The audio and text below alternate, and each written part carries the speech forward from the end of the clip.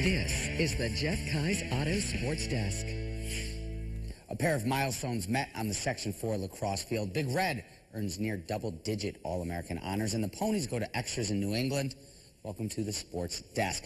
Johnson City's Troeger, Lombardini, and Seton Catholic's Julien and Montalvo are both sitting on the cusp of their school's record books. The Saints goalie and Robert Wesleyan commit is already the school's record holder for saves, but is one away from number 700. On the other side, JC's Lombardini is at 396 career points and needs just 4 more for 400.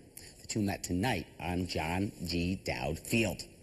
Montalvo, the all-time saves leader, a 64% career save percentage. Troeger, the future Binghamton Bearcat, focused on number 400. First quarter, and Lombardini gets 1 point closer. He hits the top corner for number 397 and ties the game at 1. A few moments later, it's Montalvo for save number 700.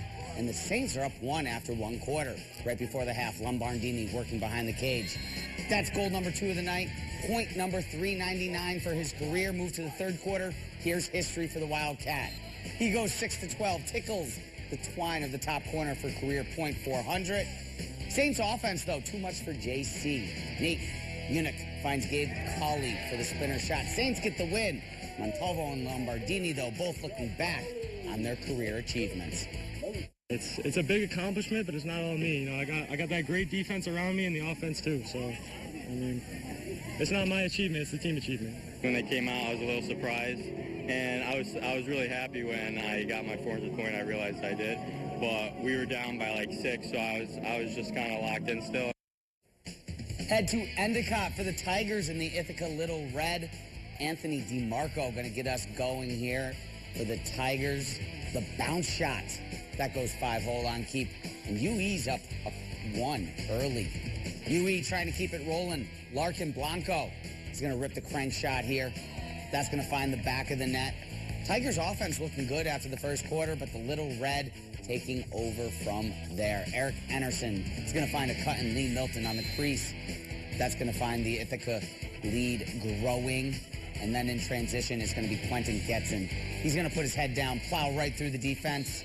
Ithaca pulls away from the Tigers at this point. Little Red go on the road. They get the win by a baker's dozen as they take down the Tigers 17-4.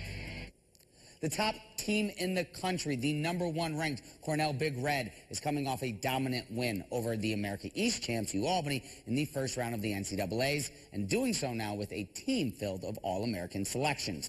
Cornell superstar attackman CJ Kirst headlines the near double-digit selections for Big Red. Kirst, along with the Ivy Midfielder of the Year and fellow PLL draft pick Hugh Kelleher, both first-team selections. Sophomore, Mitty, Wilhelm Firth, second-team selection, Warren Goldstein, Jack Cascadden, and Jason Singer, all making the third team, while Michael Long, Chris Davis, Walker Wallace mentioned on the USA Lacrosse honorable mention list.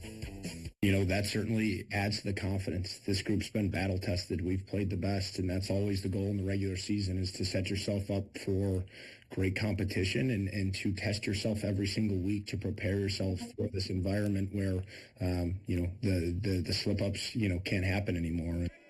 Along with being named first-team All-American, the NCAA's all-time leading scorer, CJ Kirst, is one of 5 finalists for the nation's Player of the Year award. The PLL's top overall pick has 68 goals this season and 98 total points. Both of those totals lead the nation. Every practice matters, so I think that's been the motivation, you know, every single day this year, just knowing that we have to show up and bring our best, whether that's a Monday practice through a Saturday game. Cornell faces off on Saturday in the quarterfinals of the NCAAs at noon. That game against number 9 Richmond, a rematch from March, 1-1 that the Big Red won on the road 12-11.